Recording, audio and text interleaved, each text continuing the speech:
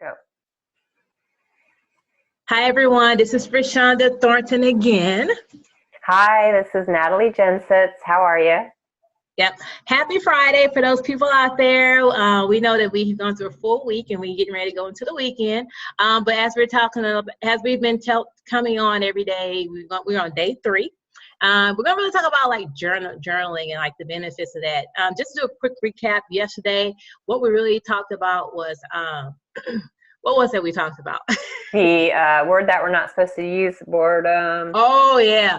About the word boredom, because we know that's the reality right now. But what can be some creative ways that you can prevent from feeling bored and take that moment to really like create new moments for your life and for yourself and new experiences. So if you didn't get a chance to watch it, I would encourage you to go through one of our pages and it's a 10-minute talk and just kind of get some ideas. There's really some cool ones out there. Mm-hmm. But like we just said, as we're going down our list, one of the things that I feel is important, and Natalie actually was the one to bring it up, was, writing things down in journalism. And this is kind of her niche, so I'm going to let her take it from there. Thanks, Rashonda. Yeah, not everybody loves to do the journaling, but I am hoping to inspire today because it is so good for you from the inside out. So here's four good reasons why you should journal. First of all, it helps with your mental health and helps you declutter and to focus. So think about cleaning out the kitchen cabinet or the fridge. You're throwing away the crap, the old food, and taking it out to the garbage to not see it again. You're kind of doing the same thing. Your brain is your cabinet or your fridge. You're cleaning out the old, toxic, no good thoughts, or just the ones that have been lingering that you don't need to have them, and getting rid of them, putting them to the wayside. And not to cut you off, but just think about when you declutter, you find things that you had for years. That's true. You know what I mean? And so it actually helped to reveal some other layers that has been smothered. So that's another like way of looking at it too, as far as the journaling part. Which is a good segue into the second reason of clarity. You didn't even do that on purpose. I know. It does bring clarity because, like you said, it lets you open up space to find what's back in the back. And for instance, when I journal, sometimes when I'm not sure what to do with my business or with my kids or with my husband, I vent on paper, or maybe I'm venting about all of them. And then it comes to this point of, oh, it's not them, it's me. And I need to like take a step back and apply the solution of changing my own attitude or whatever it may be. You can find a common thread that leads you to a next step. And it's awesome and refreshing and awesome. It's just great therapy like that.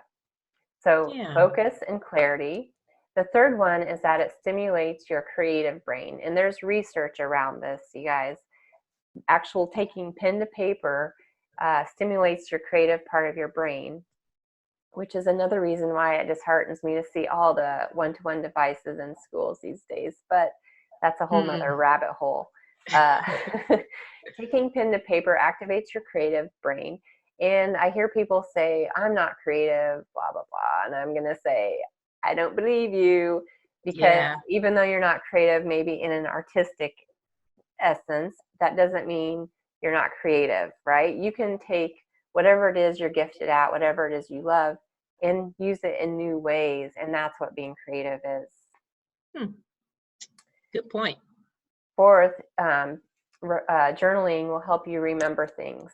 So from one angle, it can help you forget about some things, put them aside, throw out the trash, clean out the cabinet.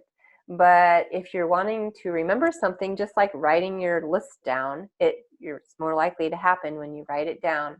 Writing your goals down is more likely to happen when you write them down.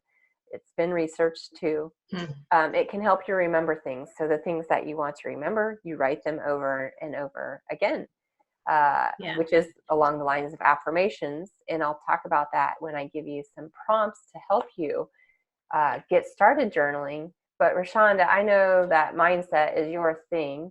And I mentioned the importance of mental health. So tell us more about your how journaling came up with that.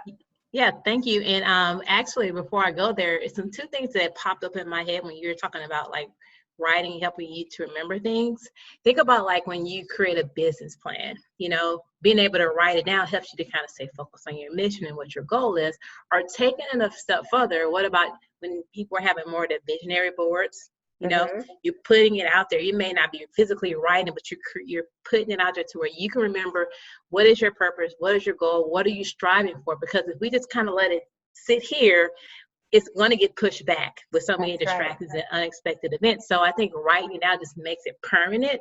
It makes it solid. So I think that's great examples when it comes to journaling. Some of the benefits, especially with some of the clients I work with, because even though I'm a dietitian, I work with people with their mindset, because it's all about how we look at things, how we interact with things. So the mental component is a big piece. And so when you're journaling, it actually helps in stress management. I always tell people, when you're writing things down, sometimes it helps you to problem solve. You're able to kind of take everything down, lay it in front of you, and just kind of process it through. And instead of just looking at these as all these different problems I have, look at these as opportunities to solve some of these problems, because that's how you're going to be able to move forward. Another thing is that it's release. When I talked about stress management, it's emotional release, because it allows you to just kind of, again, it gets things out similar to the problem piece, but you're also recognizing that you're also focusing on yourself. You're not writing about, your kids, you're not writing about your best friend, you're solely writing about you. So this entire time that you're journaling, it's that self-care moment. It's that moment you're just putting everything, you just carving out space and time for you. So I think looking at it too in that way, it allows you to focus on yourself, and sometimes somehow it helps to alleviate some of the stress, or at least to decrease it, because you're not worked up thinking about everyone else, all of the big list of things you have to do. You're pausing and being in the moment. And another thing, this is very similar when it comes to stress management. You're releasing, you're problem solving, and it gets those negative thoughts out. And I think especially in these times, it's okay to think about, we have times anxiety, frustration, fear, unknownness, things in the unknown right now. So writing that down, be okay with that. Let all of that come out. Let it come out so it doesn't build inside of you and reflect in other ways in your life. When it comes to our health, our mental health, our physical health, stress plays a big role in how our body responds to different things. So let some of those things out and acknowledge some of the things that are happening, but just know this is a therapeutic moment. Definitely. Thanks, Rashonda. Those are great points. And I love the idea of how writing it down makes you really focus on your thoughts, because otherwise they're kind of bouncing around. But if you have to write them, you're getting out what you need to get out. So that's a good point. Yeah. I want to give you 4 ways to consider journaling over the next 27 days now. So first of all, the main thing I've been talking about is doing the free writing. So that is just spewing on paper what it is that's on your mind. There's no editing. There's no fancy, neat writing necessary. Just write. And then the affirmations is the second way. So what is it that you're wanting to achieve? Write it in the present tense like it's happening right now, and write it 10 times each day for the next, they say 21 days is habit forming. So if you want to try it for 21 days in a row, it becomes more of a habit. But do what works for you. That's a good one.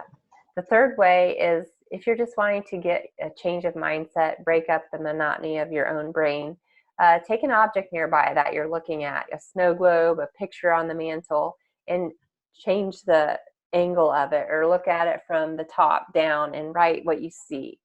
A lampshade may become a clock or whatever. It just kind of takes you out of your moment and helps you rewire or reboot. And then last of all, personify something. I think this could be a lot of fun. And if anybody dares to do this or does this and dares to, please share it. I would love to read about it as you post here. But an example would be, what is it that annoys you? I get tired of unloading my dishwasher every other day. My family is doing it as well.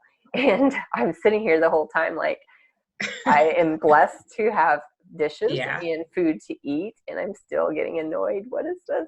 But what if I took that dishwasher and started writing about what that dishwasher is saying about me and my kids and my husband, that can be quite hilarious, I think, and definitely change my Interesting attitude the take. next time that I go unload that thing or load it. So Wow. That's a new one. I never thought about it that way. Yeah. You just put yourself in someone else's shoes, you know, just to get their perspective, and then it changes probably your whole thought process of why you feel a certain way. Right. Exactly. Yeah. So pretty cool. Just to recap, journaling can be very beneficial. It can help with your focus, your stress management and clarity, stimulate your creative self, awaken you in that sense, and help you remember things as well and actually make things happen. So I'm going to challenge you guys. And Rashonda, how about you? Yes. Do you have a way that you're going to think about journaling over the next 27 days? I've always journaled here and there. It's always spotty because I don't carve time to prioritize. So just even hearing you saying some of the things, it just encourages me to use some of this time to develop some of these new habits that's reflecting and focusing on myself and being in the moment and putting it all out there, you know. Yeah, so right. That's gonna be my plan, to do it every day, really, for the next at least 27 days. I'm gonna turn it into months and years, but this would be a great time to start. Yeah, to do it more even just 5 minutes. Yeah, I'm up for it. Good, sounds good. You all let us know what you're up and willing to do. Post below. Yeah. And so, guys, again, we're talking about journaling. Tomorrow will be a new day. On Saturday, we're going to come up with something fun because it's the weekend, even though, you know, we have limited things we can do. But let's start, you know, looking at how the weekends can look when it comes to these times. So enjoy the rest of your day, and we'll talk to you tomorrow. Bye-bye. Bye.